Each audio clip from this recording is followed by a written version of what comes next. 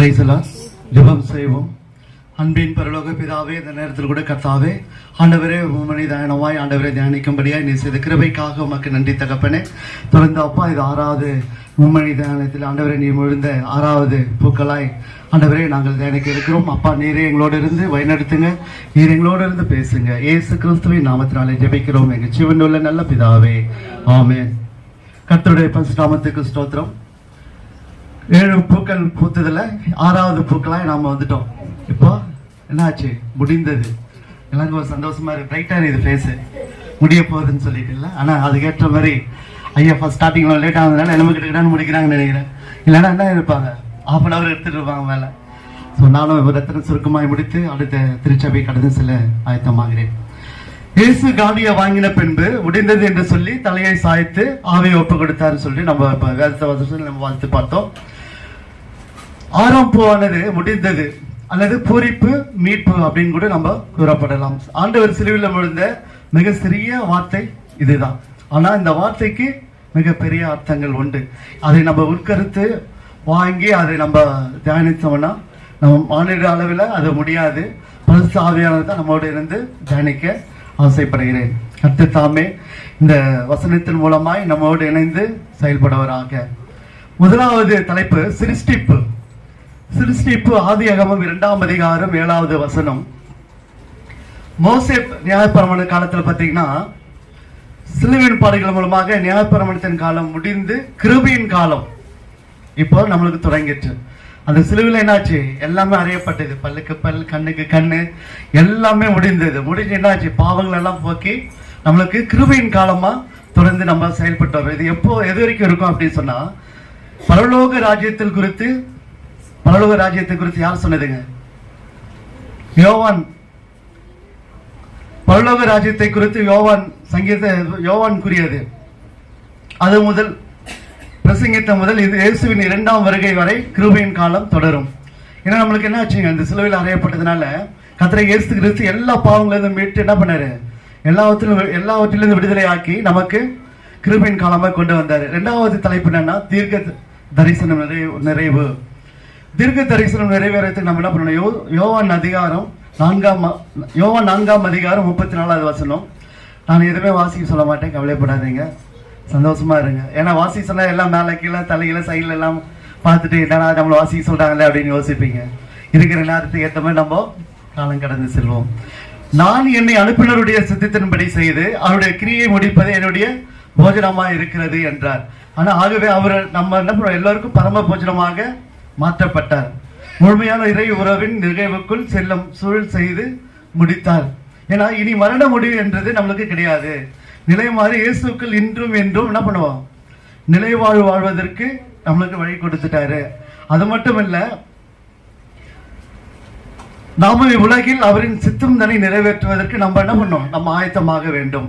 பாவம் நம்மளுக்கு பாவம் என்னன்னு நம்மளுக்கு தெரியல. நம்ம பண்றது என்னன்றது நம்மளுக்கே தெரியாது. ஓ இதெல்லாம் பாவமா அப்படின்னு நினைப்போம். கண்ணு இப்போ ஒருத்தரை பார்த்துட்டு இவங்க அழகா இருக்காங்க சொன்னாலே அது பாவம் தான். ஏன்னா வசனமும் சொல்லப்படுகிறது, பாவத்தின் சம்பளம் மரணம்.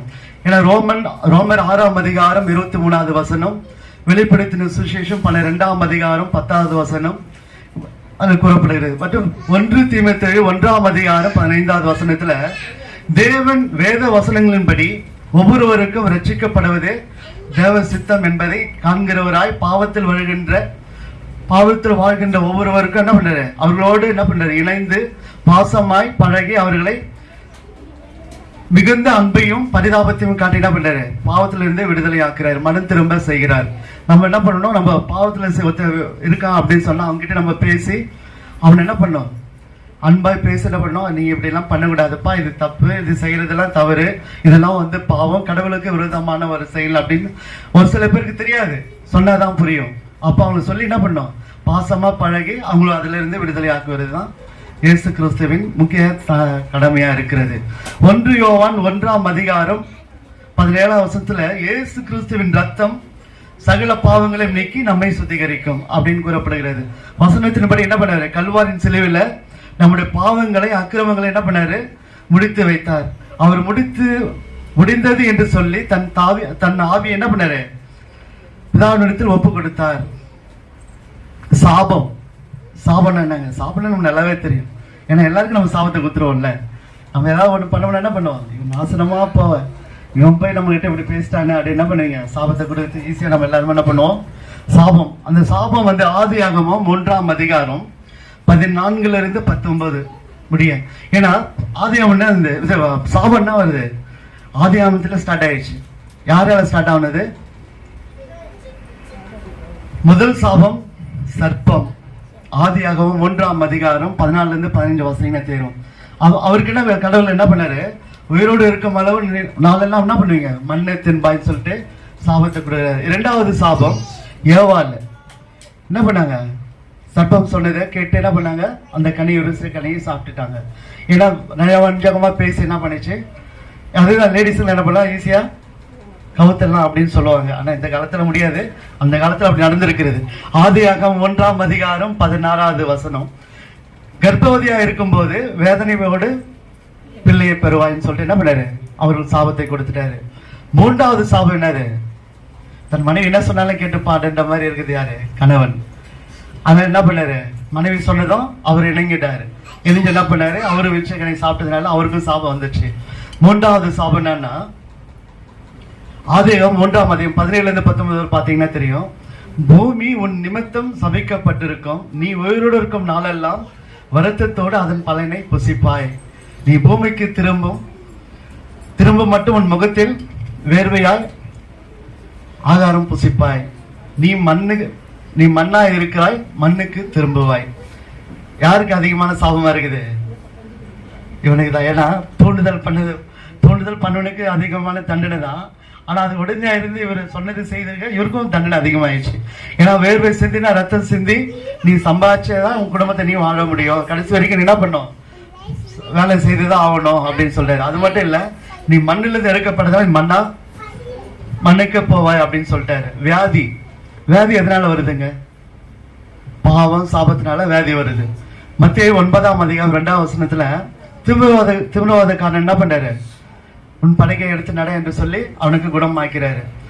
மார்க் 1ஆம் அதிகாரம் 40வது வசனம் 42வதுல குஷ்டரோகி கடவுள்கிட்ட வேண்டுகிறான், உமக்கு சித்தமானால் எனக்கு சுத்தமாக்கு அப்படின்னு சொல்றாரு. அப்ப இயேசு என்ன சொல்றாரு? இயேசு மனதுருகி கரம் நீட்டி எனக்கு சித்தம் உண்டு சுத்தமாக என்று சொல்லி என்ன பண்றாரு? அங்க வேதியை குணமாக்குறதை நம்ம பார்க்கிறோம். பிறவி குருடனும் ஒரு ஊனமா நம்ம பார்த்தோம்னா என்ன சொல்லலாம்? என்ன செய்யற பாவமோ தெரியல, இவன் குருடனா இருக்கிறான். என்ன செய்யற பாவமோ தெரியல, இவன் ஊனமா இருக்கிறான் அப்படின்னு சொல்லுவாங்க. ஏன்னா பிறக்கும் போது ஊனமா இருந்தா நம்ம அப்படி சொல்லுவோம். ஆனா நிச்சயமா அது கிடையாது அப்படின்னு வேத வசனம் கூறப்படுகிறது. இவன் செய்த பாவமோ அப்படின்னு சொல்லிட்டு நம்ம என்ன பண்றோம்? யோசிக்கிறோம். ஆனா தேவனுடைய கிரியைகள் வெளிப்படும் பொருட்டு இப்படி பிறந்தான். யோவான் 9ஆம் அதிகாரம் 1 - 3வது வசனம். நம்ம ஊனமற்றவங்களை என்ன பண்ணக்கூடாது? மாற்றுத்திறனாளிகள் அப்படின்னு சொல்லி சொன்னாரு. ஏன் கலைஞர் ஊனமுற்றவர்கள் சொன்னா கூட அவங்க மனசு ஊனமாகுது அப்படின்னு சொல்லிட்டு கலைஞர் என்ன பண்ணாரு? மாற்றுத்திறனாளிகள் அப்படின்னு சொல்லிட்டு அழகா தமிழை கொண்டு வந்தார். ஏன்னா அவங்கள நம்ம எக்காரணத்தை கொண்டு என்ன பண்ணாரு? நம்ம அவங்கள இழிவா பேசக்கூடாது, ஊனமுற்றவர்கள் அப்படின்னு சொல்லிட்டு. அதை தான் இவங்களை செய்த பாவமோ அப்படிலாம் கிடையாது. கடவுளுடைய கிரியை வெளிப்படுவதற்காக கடவுளால் படைக்கப்பட்டவர்கள். ஏன்னா அவர்கள் மூலமா குணம் வாங்கி அவர்களுடைய கிரியை வெளிப்படுத்தணும் அப்படின்னு தான். இயேசுவின் தழும்புகளால் வியாதிகள் குணமாக்கப்படுகிறது. இது எல்லாமே எதனால் நடக்கிறது?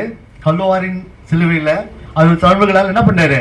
எல்லாவற்றையும் குணமாக்கி கடவுள் வழிநடத்தி வருகிறார். சாத்தானின் கிரியை நம்ம எப்படி எல்லாம் பண்ணணும்? 1 யோவான் 3:8 பாவம் செய்கிறவன் பிசாசினால் உண்டாகிறான். ஏனெனில் பிசாசானவன் ஆதி முதல் பாவம் செய்கிறான். பிசாசின் கிரியை முடிக்க தேவன் வெளிப்பட்டார். இது உலகத்தை நம்ம பார்த்தோம். இப்போ ஆதாம்ல ஆரம்பிச்சிட்டான் பாவம். அதான் உலகம். அதுதான் பாவம் செய்கிறவன் பிசாசினால் உண்டாகிறான். ஏனெனில் பிசாசானவன் ஆதி முதல் பாவம் செய்கிறான். ஏன்னா ஆதி முதல் என்ன பண்றான்? பாவம் செய்து தான் வந்துட்டு இருக்கிறான். அவனை நம்ம எப்படி வெல்லணுமா? நீங்கள் பிசாசின் தந்திரங்களோடு எதிர்த்து நிற்க திராணி உள்ளவர்களாகும்படி தேவனுடைய சர்வாயுத வர்க்கத்தை தரித்துக் கொள்ள வேண்டுமா?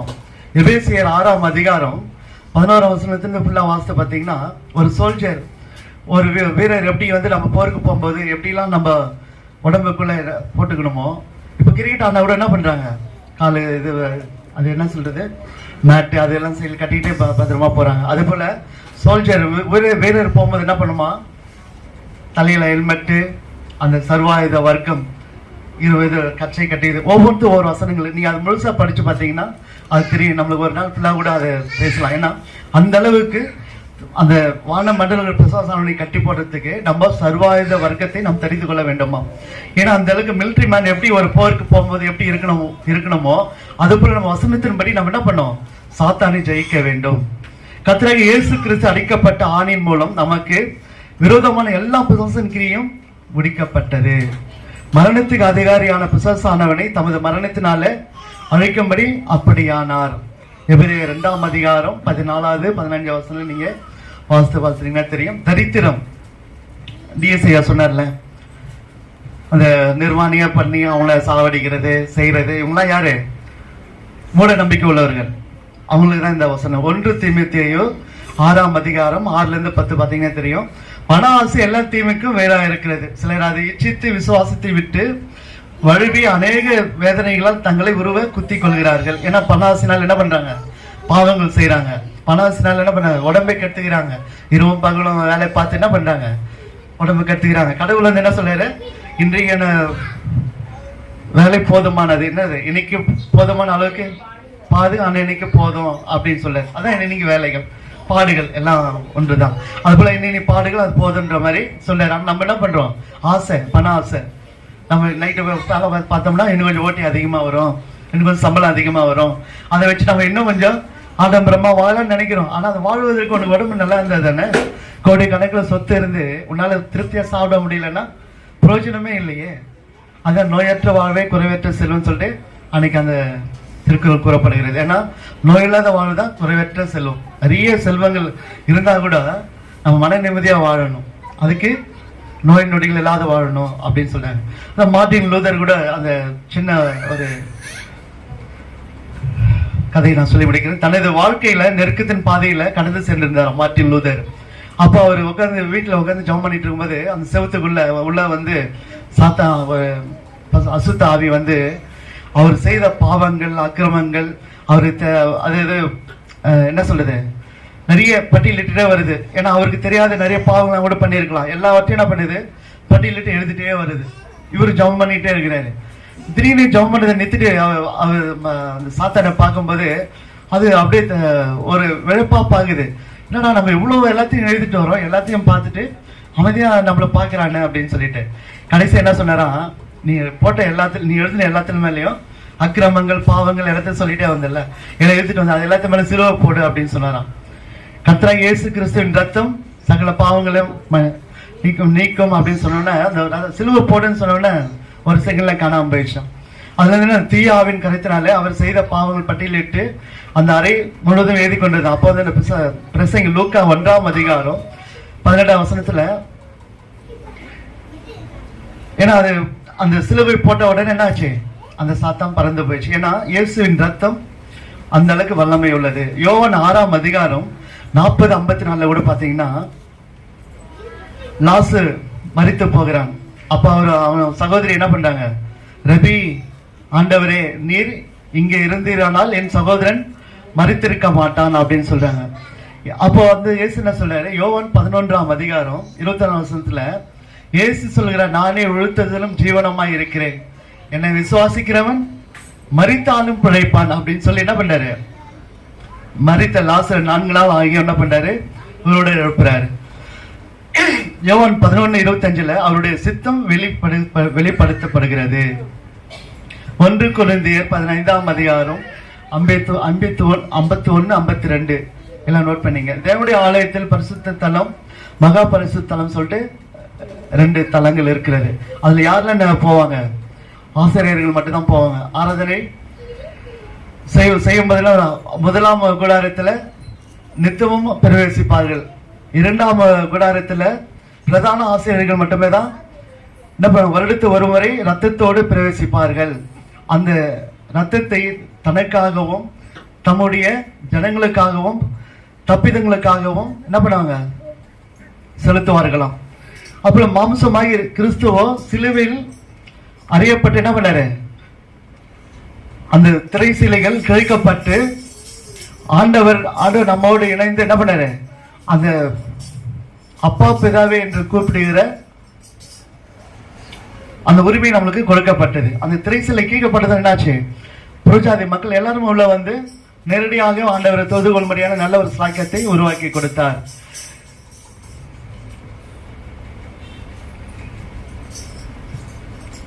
பிதாவின் திருச்சித்தம் முடிந்தது, மண்ணுலக பணி முடிந்தது, மனித ஊழியம் தொடங்கியது. நம்ம என்ன பண்ண? மனித ஊழியம்னா நம்ம ஊழியம் நம்ம தொடர வேண்டும். முடிவை முன் குறிக்கும் ஆண்டவர், முடிவை முன்மொழியும் ஆண்டவர் உன் வாழ்வு ஒளி கொடுக்கட்டும். இனி இயேசு கிறிஸ்து முடிந்தது என்று கூறிய முடிவும் ஒரு புது யுகத்தை தோற்றுவிப்பதற்காக ஏற்பட்ட முடிவாகும். சிலுவை நோக்குவோம், சிலுவை ஏற்போம், சிலுவை சுமப்போம். கர்த்தர் தாமே இந்த நிகழ்வில் அனைத்தும் ஆசீர்வாதம் தருவாராக. ஜெபம் செய்வோம். அன்பின் பரலோக பிதாவே, இந்த நேரத்தில் கூட ஆண்டவரே நீர் எங்களோடு இருந்து நீர் பேசினீர் என்று நாங்கள் விசுவாசிக்கிறோம். அப்பா, தொடர்ந்து உங்களுடைய கரங்கள்னால எங்களை ஆசீர்வதித்து வழிநடத்துங்க. இனி பேச போகின்ற ஒவ்வொருவரையும் கூட கர்த்தாவே நீர் பலப்படுத்தி அவர்களோடு நீர் பேசுங்க. இயேசு கிறிஸ்துவின் நாமத்தினாலே ஜெபிக்கிறோம் எங்கள் சிவனுள்ள நல்ல பிதாவே, ஆமென்.